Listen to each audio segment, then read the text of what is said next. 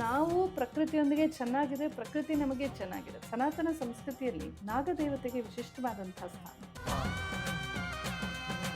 ಸುಬ್ರಹ್ಮಣ್ಯ ಸ್ವಾಮಿಯನ್ನೇ ನಾಗರೂಪದಲ್ಲಿ, ಇದು ಭೌತಿಕ ಸರ್ಪ ಅಂತ ನಾವು ತಿಳ್ಕೋಬೇಕಾಗಿಲ್ಲ, ಸಂಕೇತ. ಅದು ಮೂಲಾಧಾರ ಪದ್ಮದಲ್ಲಿ ಮಲಗಿರುವಾಗಲೇ ಅದರ ಶಕ್ತಿ ಎಷ್ಟು ಅಂದರೆ ನಾವೆಲ್ಲ ಓಡಾಡ್ತಾ ಇದ್ದೀವಿ. ಈ ನಾಗಪ್ಪನ ಪೂಜೆ ಮಾಡುವಾಗ ನಾವು ಆ ಕುಂಡಲಿನಿ ಜಾಗೃತವಾಗಲಿ, ನಾನು ಕೂಡ ಮೋಕ್ಷದ ಕಡೆಗೆ ಹೋಗುವಾಗಲಿ, ನಿಷ್ಕಾರಣವಾಗಿ ನಾಗರನ್ನು ಸಾಯಿಸಿದ್ರೆ ದೋಷ ಆಗತ್ತೆ ಅಂತ ಹೇಳಿ ಅದರಿಂದ ಮಕ್ಕಳಾಗೋದಿಲ್ಲ ಅಂತ.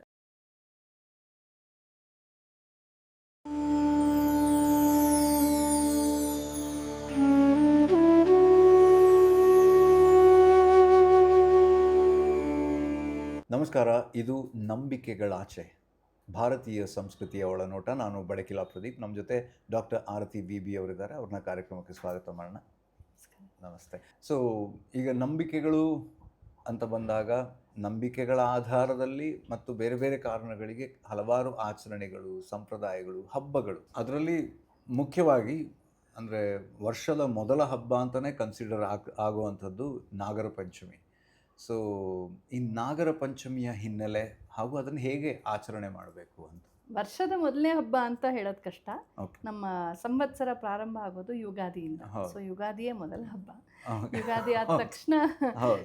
ಸಾಲಾಗಿ ಹಬ್ಬಗಳಿರುತ್ತೆ. ರಾಮನವಮಿ ಬರುತ್ತೆ, ಆಮೇಲೆ ಚಿತ್ರ ಹುಣ್ಣಿಮೆ ಕೂಡ. ಮೇ ಬಿ ನಮ್ಮ ಕರಾವಳಿ ಭಾಗದವರು ನಾವು ಇದನ್ನ ಹಾಗೆ ಕರಿತೀವಿ. ಶ್ರಾವಣ ಮಾಸದ ಮೊದಲ ಹಬ್ಬ ಅಂತ ಹೇಳ್ಬೋದು. ಶ್ರಾವಣದಲ್ಲಿ ತದಿಗೆ ಬಂದು ತದಿಗೆ ಗೌರಿ ವ್ರತನೂ ಮಾಡ್ತಾರೆ. ಶ್ರಾವಣ ಗೌರಿ ವ್ರತ ಕೂಡ ಉಂಟು. ಮತ್ತು ಈ ಚತುರ್ಥಿ ಮತ್ತು ಪಂಚಮಿ ಎರಡು, ನಾಗರ ಚತುರ್ಥಿನೂ ಇದೆ. ಕೆಲವರು ಚತುರ್ಥಿ ಮಾಡ್ತಾರೆ, ಕೆಲವರು ಪಂಚಮಿ ಹೆಚ್ಚು ಪ್ರಸಿದ್ಧ. ಈ ನಾಗ ಅನ್ನೋದು ಇದು ನಾನಾ ಡೈಮೆನ್ಷನ್ಸ್ ಇದೆ. ನಮ್ಮ ಸನಾತನ ಸಂಸ್ಕೃತಿಯಲ್ಲಿ ನಾಗದೇವತೆಗೆ ವಿಶಿಷ್ಟವಾದಂತಹ ಸ್ಥಾನ. ನಾಗ ರೂಪದಲ್ಲಿ ಭಗವಂತನನ್ನು ಆರಾಧಿಸೋದು ಬಹಳ ಬಹಳ ಕಾಮನ್. ಅದರಲ್ಲೂ ಕರಾವಳಿ ಅಂತ ಹೇಳಿದ್ರೆ ನಿಮ್ಮ ಕಡೆ ಸುಬ್ರಹ್ಮಣ್ಯ ಸ್ವಾಮಿಯನ್ನೇ ನಾಗರೂಪದಲ್ಲಿ ಆರಾಧಿಸುವಂಥದ್ದು ವಿಶೇಷವಾಗಿ ಉಂಟು. ಇದು ಭೌತಿಕ ಸರ್ಪ ಅಂತಲೇ ನಾವು ತಿಳ್ಕೋಬೇಕಾಗಿಲ್ಲ, ಭೌತಿಕವಾದ ಸಂಕೇತ. ಅದು ನಮಗೆ ಮನಸ್ಸಿಗೆ ಅಬ್ಸ್ಟ್ರಾಕ್ಟ್ ಅಮೂರ್ತ ಅರ್ಥ ಆಗೋದಿಲ್ಲ. ಅದಕ್ಕಾಗಿ ಒಂದು ಕಾಂಕ್ರೀಟ್ ಆಗಿ ಒಂದು ಮೂರ್ತವಾದ ಒಂದು ರೂಪ. ನಾಗ ಅಂತಂದರೆ ಇಲ್ಲಿ ನಮ್ಮ ಕುಂಡಲಿನಿ ಶಕ್ತಿಯ ಪ್ರತೀಕ. ಅದು ನಮ್ಮೆಲ್ಲರಲ್ಲೂ ಕೂಡ, ಸರ್ವ ಜೀವರಲ್ಲೂ ಕೂಡ ಒಂದು ಚೈತನ್ಯ ಇದೆ. ಅದಕ್ಕೆ ಕುಂಡಲಿನಿ ಅಂತ ಹೇಳ್ತಾರೆ. ಅದು ನಮ್ಮ ಬೆನ್ನು ಮೂಳೆಯ ಅತ್ಯಂತ ಕೆಳಭಾಗದಲ್ಲಿ, ಅಲ್ಲಿ ಅದು ಆಪ್ರೇಷನ್ ಮಾಡಿ ನೋಡ್ಲಿಕ್ಕೆ ಆಗೋದಿಲ್ಲ. ಇಟ್ಸ್ ಅನ್ ಎನರ್ಜಿ ಚಾನಲ್ ಥರ. ಅಲ್ಲಿ ಮೂಲಾಧಾರ ಪದ್ಮದಲ್ಲಿ ಸುರುಳಿ ಸುತ್ತಕೊಂಡು ಮಲ್ಕೊಂಡಿರುವ ಹಾವಿನಂತೆ, ಸುಪ್ತ ಭುಜಗದಂತೆ ಅದು ಮಲಗಿರುತ್ತೆ ಅಂತ. ಅದರ ಶಕ್ತಿ, ಅದು ಮಲಗಿರುವಾಗಲೇ ಅದರ ಶಕ್ತಿ ಎಷ್ಟು ಅಂದರೆ ನಾವೆಲ್ಲ ಓಡಾಡ್ತಾ ಇದ್ದೀವಿ. ಮಲಗಿರುವ ಸುಪ್ತ ಕುಂಡಲಿನಿ ಇದ್ಕೊಂಡೇ ನಾವೆಲ್ಲ ಇಷ್ಟು ಆ್ಯಕ್ಟಿವ್ ಇದ್ದೀವಿ. ಆದ್ದರಿಂದ ನಮ್ಮ ಬುದ್ಧಿ, ಮನಸ್ಸು ಎಲ್ಲವೂ ಪ್ರೇರೇಪಿತವಾಗಿ ನಾವು ಕೆಲಸ ಮಾಡ್ತಾ ಇದ್ದೀವಿ. ಅದು ಜಾಗೃತವಾದರೆ ನಾವು ಉನ್ನತೋನ್ನತವಾದ ಸಂಸ್ಕಾರವನ್ನು ಪಡಿತೀವಿ ಅಂತ. ಕುಂಡಲಿನಿ ಜಾಗೃತವಾದರೆ ಅದು ಬೇರೆ ಬೇರೆ ಅಂದರೆ ಮೂಲಾಧಾರ, ಸ್ವಾಧಿಷ್ಠಾನ, ಮಣಿಪುರ, ಅನಾಹತ, ವಿಶುದ್ಧ, ಆಜ್ಞಾ, ಸಹಸ್ರಾರ ಅಂತ ಚಕ್ರಗಳು. ಈ ವಿಶೇಷವಾಗಿ ಚಕ್ರ ಧ್ಯಾನ ಮಾಡೋರೆಲ್ಲ ಅದನ್ನು ಜಾಸ್ತಿ ಮಾಡ್ತಾರೆ. ಈ ಕುಂಡಲಿನಿ ಮೇಲ್ಮುಖವಾಗಿ ಬರ್ತಾ ಬರ್ತಾ ನಮ್ಮಲ್ಲಿ ತುಂಬ ವಿಶಿಷ್ಟವಾದ ಜ್ಞಾನ, ವಿದ್ಯೆ, ಪ್ರತಿಭೆ, ಶಕ್ತಿಗಳು, ಬುದ್ಧಿಶಕ್ತಿ ಎಲ್ಲ ವಿಶಿಷ್ಟ ತುಂಬ ಒಂದೊಂದು ಸ್ತರಕ್ಕೆ ಕುಂಡಲಿನಿ ಏರ್ದಾಗಲೂ ಮನುಷ್ಯನಲ್ಲಿ ಫ್ಯಾಕಲ್ಟೀಸ್ ಅಂತ ಹೇಳ್ತೀವಲ್ಲ ತುಂಬ ಚೆನ್ನಾಗಿ ಹರಡುತ್ತವೆ ಅಂತ. ತುಂಬ ಅದ್ಭುತವಾದ ವ್ಯಕ್ತಿ ಆಗ್ತಾ ಹೋಗ್ತಾನೆ. ವಿಶುದ್ಧಕ್ಕೆ ಬರೋ ಹೊತ್ತಿಗೆ ಅವ್ನು ಸಂತನಾಗ್ತಾನೆ. ವಿಶುದ್ಧಕ್ಕೆ ಬರೋ ಹೊತ್ತಿಗೆ ಅಲ್ಲಿಂದ ಅವನು ಏನು ಹೇಳಿದ್ರೆ ವಾಕ್ಸಿದ್ಧಿ ನಿಜ ಆಗಿಬಿಡುತ್ತೆ. ಅವನು ಸತ್ಯದ ಹೊರತು ಬೇರೆ ಏನು ಹೇಳೋದು ಇಲ್ಲ. ಇಲ್ಲಿ ಬಂದಾಗ ಅವನಿಗೆ ಬೀಜಾಕ್ಷರಗಳ, ಜಗತ್ತಿನ ದೇವತೆಗಳ ಸೃಷ್ಟಿ ರಹಸ್ಯಗಳ ಬೋಧೆ ಆಗುತ್ತೆ, ತನ್ನ ಇಷ್ಟ ದೇವತೆಯ ಸಾಕ್ಷಾತ್ಕಾರವಾಗುತ್ತೆ ಅಂತ ಹೇಳ್ತಾರೆ. ಅದಕ್ಕೆ ನಾವಿಲ್ಲಿ ಕುಂಕುಮ ಇಡ್ತೀವಿ, ಜ್ಞಾನ ನೇತ್ರ ತೆರ್ಕೊಳ್ಳುತ್ತೆ ಅಂತ. ನಾವು ಈ ಕಣ್ಣಿನಿಂದ ಜಗತ್ತನ್ನು ನೋಡ್ತಾ ಇದ್ದೀವಿ, ಈ ಕಣ್ಣಿನಿಂದ ನೋಡ್ತಿಲ್ಲ. ಈ ಕಣ್ಣಿನಿಂದ ನೋಡೋನು ವಿವೇಕಿ, ಜ್ಞಾನಿ. ಸೊ ಈ ಕಣ್ಣು ತೆರ್ಕೊಳ್ಳುತ್ತೆ ಅಂತ ಆಜ್ಞಾಚಕ್ರ. ಅದರ ಆಚೆ ಸಹಸ್ರಾರವನ್ನು ಮೀರಿದ ಮೇಲೆ ಅವನು ಬ್ರಹ್ಮಜ್ಞಾನಿ ಆದ ಅಂತ. ಈ ಪ್ರಾಸೆಸ್ ಏನಿದೆ ಅದನ್ನು ಪ್ರತಿ ನಾವು ಸಾಮಾನ್ಯರಾಗಿ ಸಾಮಾನ್ಯ ಜೀವನ ನಡೆಸ್ತಾ ಇರ್ಬೋದು. ಆದರೆ ಎಲ್ಲೋ ಒಂದು ಕಡೆ ನಮ್ಮ ಧ್ಯೇಯ ಉನ್ನತವಾಗಿರಬೇಕು. ಈಗ ಮಕ್ಕಳಿಗೆ ಪಾಠ ಮಾಡಿಬಿಟ್ಟು ಎಕ್ಸಾಮ್ ಕೊಡುವಾಗ 100 ಮಾರ್ಕ್ಸ್ ಮ್ಯಾಕ್ಸಿಮಮ್ ಅಂತ ಕೊಡ್ತಾರೆ. 100 ಮಾರ್ಕ್ಸ್ಗೆ ಪ್ರಯತ್ನ ಪಡೋದ್ರಿಂದ ಮಕ್ಕಳಿಗೆ 90, 80, 70, 60, 30 ಬರುತ್ತೆ. 30 ಬಂದರೆ ಸಾಕು ಅಂದರೆ ಹಾಗೆ ಅವತ್ತು ಉನ್ನತ ಆದರ್ಶ ಕೊಡಬೇಕು. ನಾವು ಸಾಮಾನ್ಯರು ಅಂತ ಸಾಮಾನ್ಯ ಮಟ್ಟದ ಗುರಿ ಇರಬಾರ್ದು, ಲಕ್ಷ್ಯ ಮೇಲಿರಬೇಕು. ಅದಕ್ಕೆ ನಮ್ಮ ಋಷಿಗಳು ಮೋಕ್ಷವನ್ನೇ ಲಕ್ಷ್ಯವಾಗಿ ಕೊಡ್ತಾರೆ. ಧರ್ಮಾರ್ಥ ಕಾಮಗಳಲ್ಲಿ ಇರು ನೀನು, ಇಲ್ಲಿ ಧರ್ಮದಿಂದ ಅರ್ಥ ಕಾಮಗಳನ್ನು ಅನುಭವಿಸು, ಆದರೆ ನಿನ್ನ ಲಕ್ಷ್ಯ ಮೋಕ್ಷದ ಕಡೆಗೆ ಇರಬೇಕು. ಈ ನಾಗಪ್ಪನ ಪೂಜೆ ಮಾಡುವಾಗ ನಾವು ಆ ಕುಂಡಲಿನಿ ಜಾಗೃತವಾಗಲಿ, ನಾನು ಕೂಡ ಮೋಕ್ಷದ ಕಡೆಗೆ ಹೋಗುವಾಗಲಿ, ನನ್ನಲ್ಲಿ ಒಂದು ಹೈಯರ್ ಈ ಮನುಷ್ಯ ವ್ಯಕ್ತಿತ್ವದಲ್ಲಿ ಇನ್ನೂ ಏನೇನೋ ರಹಸ್ಯಗಳಿವೆ, ಏನೇನೋ ಸಾಧ್ಯತೆಗಳು, ಸಾಮರ್ಥ್ಯಗಳಿವೆ. ನೀವು Guinness Book of World Records ನೋಡಿಬಿಟ್ರೆ ಕೆಲವ್ರು ಮಾಡೋದನ್ನು ನೋಡಿದ್ರೆ ಅದು ಯಾವುದೋ ಒಂದು ಫ್ಯಾಕಲ್ಟಿ ಅವರಲ್ಲಿ ಊರ್ಜಿತವಾಗಿರುತ್ತೆ. ನಮ್ಮಲ್ಲೂ ಇರುತ್ತೆ, ನಿಮ್ಮಲ್ಲೂ ಇದೆ. ಅದು ನಾವು ಅದನ್ನು ಸರಿಯಾಗಿ ಆಚೆ ತಂದಿಲ್ಲ. ನಾವು ಬರೀ ಅಲ್ಲಿ ಇಲ್ಲಿ ವಾಟ್ಸಪ್, ಇನ್ಸ್ಟಾಗ್ರಾಮ್ ಅದು ಕೊಂಡ್ಕೊ ಇದು ಅದು ಇದು ತುಂಬ ಎಕ್ಸ್ಟ್ರೋವರ್ಟ್ ಆಗಿಬಿಟ್ಟಿದ್ದೀವಿ. ಇಂಟ್ರೋವರ್ಟ್ ಆಗಿ ನಮ್ಮೊಳಗೆ ನಾವು ಅಂತರ್ಮುಖವಾಗಬೇಕು. ಪ್ರತಿದಿನ ಬೆಳಗ್ಗೆ ಸಂಧ್ಯಾವನ್ನೇ ಮಾಡು, ದೇವ್ರ ಪೂಜೆ ಮಾಡಿ, ಇದೆಲ್ಲ ಅದಕ್ಕೆ ಹೇಳೋದು. ನಮಗೆ ನಾವು ಟೈಮ್ ಕೊಡ್ತಾ ಇಲ್ಲ. ಸೊ ಈ ವರ್ಷಕ್ಕೊಂದ್ಸಲ ಈ ಥರ ಹಬ್ಬ ಅಂತ ಮಾಡಿ ವಿಶಿಷ್ಟವಾಗಿ ನಾವು ಆ ಕುಂಡಲಿನಿ ಸ್ವರೂಪವನ್ನು ನಾವು ಧ್ಯಾನ ಮಾಡ್ತೀವಿ. ಆ ಕುಂಡಲಿನಿ ಸ್ವರೂಪಕ್ಕೆ ಸುಬ್ರಹ್ಮಣ್ಯ, ಕಾರ್ತಿಕೇಯ ಅಂತಲೂ ಈ ಕಡೆ ಕರಾವಳಿ ಕಡೆ ಹೇಳ್ತಾರೆ. ಅದನ್ನೇ ನಾಗದೇವತೆ, ನಾಗರಾಜ, ನಾಗರಾಣಿ ಅಂತ ಕೂಡ ನಾವು ಪೂಜೆ ಮಾಡ್ತೀವಿ. ಮತ್ತು ಹಳ್ಳಿ ಕಡೆ ಎಲ್ಲ ಅದನ್ನ ಭಾಳ ಪ್ರೀತಿ ಮಾಡ್ತಾರೆ. ಯಾಕೆಂದರೆ ಅಲ್ಲೇ ಓಡಾಡ್ಕೊಂಡಿರುತ್ತೆ ಅದು. ಅವ್ರ ಜೀವನದಲ್ಲಿ ಇಲಿಗಳು, ಜಿರಳೆಗಳು ಎಷ್ಟು ಸಹಜವೋ ಹಾವುಗಳು ಅಷ್ಟೇ ಸಹಜ. ನಮ್ಮ ನೆಂಟರು ಕೆಲವ್ರು ಇದ್ದಾರೆ, ಹಾವು ಆರಾಮಾಗಿರ್ತಾರೆ, ಮೈ ಮೇಲೆಲ್ಲ ಹೋಗುತ್ತೆ, ಅವ್ರಿಗೇನು ಅನ್ಸೋದೇ ಇಲ್ಲ. ನಾವು ಅಲ್ಲಿ ನೋಡ್ಬಿಟ್ಟು ಕಿಟಾರ್ ಅಂತ ಇರ್ತೀವಿ. ಸೊ ತುಂಬ ಅದರೊಂದಿಗೆ ಹತ್ತಿರ ಇದ್ದಂಥವ್ರು. ವರ್ಷಕ್ಕೊಂದ್ಸಲ ಅದ್ರ ಮೇಲಿನ ಒಂದು ಭಯ, ತಿರಸ್ಕಾರ ಹೋಗಿ ಅದ್ರ ಬಗ್ಗೆ ಒಂದು ಪ್ರೀತಿ, ಗೌರವ ಮೂಡೋ ಹಾಗೆ. ಮತ್ತು ನಾವು ಸರಿಯಾಗಿದ್ದರೆ ಪ್ರಾಣಿಗಳು ನಮ್ಮ ತಂಟೆಗೆ ಬರಲ್ಲ. ಸುಮ್ಮನೆ ತಂಟೆಗೆ ಹೋದರೆ ಮಾತ್ರ ಡಿಫೆನ್ಸಿವ್ ಆಗಿ ಕಚ್ಚೋ ಅಂಥದ್ದು ಹಾವುಗಳು. ಅದನ್ನು ನಾವು ತಿಳ್ಕೊಬೇಕು ನಾಗರಿಕರು. ಇದಿಷ್ಟೇ ಇರೋದು. ಹಾಗಾಗಿ ಕುಂಡಲಿನಿ ಸ್ವರೂಪದ ನಾಗರಾಜನನ್ನು, ನಾಗರಾಣಿಯನ್ನು ಅಥವಾ ಸುಬ್ರಹ್ಮಣ್ಯ ಸ್ವಾಮಿಯನ್ನು ವಿಶೇಷವಾಗಿ ಷಷ್ಠಿಗಳಂದು, ಪ್ರತಿ ಷಷ್ಠಿಯಲ್ಲಿ, ಮತ್ತು ಸುಬ್ರಹ್ಮಣ್ಯ ಷಷ್ಠಿ ಅಂತ ಆಗುತ್ತೆ ವರ್ಷಕ್ಕೊಂದ್ಸಲ, ಅಥವಾ ಈ ನಾಗರ ಪಂಚಮಿಯನ್ನು ವಿಶೇಷವಾಗಿ ಅದೆಲ್ಲ ಷಷ್ಠಿಗೆ ಬಂತು. ಇದು ಮಾತ್ರ ಪಂಚಮಿ ಯಾಕೆ? ಮತ್ತೆ ಚತುರ್ಥಿ ಅಂತಾನೂ ಕೂಡ ಹೇಳಿದ್ರಿ. ಇದು ತುಂಬ ಹಳೆಯ ವ್ರತಕಲ್ಪದಲ್ಲಿ ಬರೋ ಪದ್ಧತಿ. ನಮ್ಮಲ್ಲಿ ಇಂಥ ದಿನವೇ ಮಾಡಬೇಕು ಅಂತಿಲ್ಲ. ನೀವು ಉತ್ತರ ಭಾರತಕ್ಕೆ ಹೋದರೆ ಮಂಗಳವಾರ ಗಣಪತಿ ಮತ್ತು ಆಂಜನೇಯನ ಪೂಜೆ ಮಾಡ್ತಾರೆ. ನಾವಿಲ್ಲಿ ಶನಿವಾರ ಆಂಜನೇಯನ ಪೂಜೆ ಮಾಡ್ತೀವಿ. ಅಲ್ಲಿ ಮಂಗಳವಾರ ಕಾಳಿ ಪೂಜೆ ಮಾಡ್ತೀವಿ. ನಾವಿಲ್ಲಿ ಶುಕ್ರವಾರ ಅಮ್ಮನವ್ರ ಪೂಜೆ ಮಾಡ್ತೀವಿ. ಸೊ ಹೀಗೆ ಪ್ರಾಂತೀಯ ವ್ಯತ್ಯಾಸಗಳಿರುತ್ತವೆ. ಅದೇನು ಅಂತ ನನಗೂ ಸ್ಪಷ್ಟತೆ ಇಲ್ಲ. ಬಟ್ ಆಯಾ ತಿಥಿಗಳಿಗೆ ವಿಶೇಷವಾದ ಒಂದು ಪ್ರಾಶಸ್ತ್ಯ ಇರುತ್ತೆ. ಹಾಗಾಗಿ ಷಷ್ಠಿ ತಿಥಿ ಸುಬ್ರಹ್ಮಣ್ಯ ರೂಪದ ನಾಗನಿಗೆ ವಿಶೇಷವಾದ ದಿನ. ಆದರೆ ಈ ನಾಗರ ಪಂಚಮಿ ದಿನ ನಾಗರಾಜ, ನಾಗರಾಣಿ.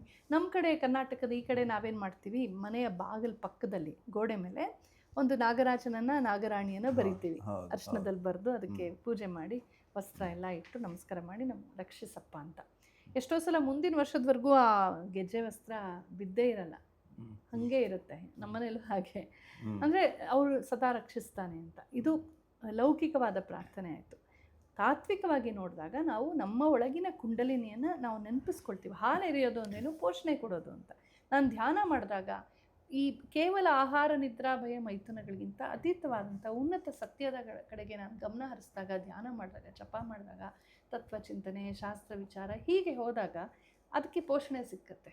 ಸೊ ಕ್ರಮೇಣ ನಮ್ಮ ಸಂಸ್ಕಾರ ಬೆಳೀತಾ ಹೋಗುತ್ತೆ. ನಮ್ಮ ಕೀಳು ಆಸೆಗಳು, ಕೋಪತಾಪಗಳು ಅದನ್ನು ಬಿಟ್ಟು ನಾವು ಸ್ವಲ್ಪ ಉದಾತ್ತವಾಗ್ತಾ ಹೋಗ್ತೀವಿ. ಜಗತ್ತನ ಪ್ರೇಮದಿಂದ, ಕರುಣೆಯಿಂದ ಎಲ್ಲರನ್ನ ನೀನು ತಪ್ಪು, ನೀನು ಹಾಗೆ ಗೊಣಗಾಡೋ ಬದಲು ಎಲ್ಲರೂ ಅವರವ್ರ ಸುಖ ದುಃಖದಲ್ಲಿ ಪಾಪ ಸೆಣಸಾಡ್ತಿದ್ದಾರೆ. ಬುದ್ಧನಿಗಿದ್ದ ಕರುಣೆ, ಬಸವೇಶ್ವರಿಗಿದ್ದ ಕರುಣೆ, ಕೃಷ್ಣನಿಗಿದ್ದ ಕರುಣೆ, ರಾಮನಿಗಿದ್ದ ಕರುಣೆ ಅಂತ ಮಂಥರೆ ಬಗ್ಗೆ ಒಂದು ಮಾತು ಹೇಳಲ್ಲ ಅವನು. ತನ್ನ ಜೀವನವನ್ನೇ ಹಾಳು ಮಾಡೋದಂತ ಮಂಥರೇನಾಗಲಿ, ಕೈಕೇಯಿನಾಗಲಿ, ಅಂದರೆ ಆ ಲೆವೆಲ್ಗೆ ಹೋಗಿದ್ರು. ಕುಂಡಲಿನಿ ಅಲ್ಲಿತ್ತು ರಾಮನಿಗೆ. ಅವರೆಲ್ಲ ತುಂಬ ಉದಾತ್ತ ಭಾವ. ನಮಗೂ ಬರೋಕ್ಕೆ ಸಾಧ್ಯ, ನಾವು ಹಾಗಾಗೋಕ್ಕೆ ಸಾಧ್ಯ. ಅಂದರೆ ನಮ್ಮೊಳಗಿರುವಂಥ ಆ ಸತ್ವ ಏನಿದೆ ಅದು ಜಾಗೃತವಾಗಬೇಕು. ಇದು ತಾತ್ವಿಕ ಅರ್ಥ ಅಂತ ಹೇಳ್ತಾರೆ ತಿಳಿದಂಥವ್ರು. ಲೌಕಿಕವಾಗಿ ನಮ್ಮನ್ನು ಕಾಪಾಡಪ್ಪ ನಾಗರಾಜ ಅಂತ.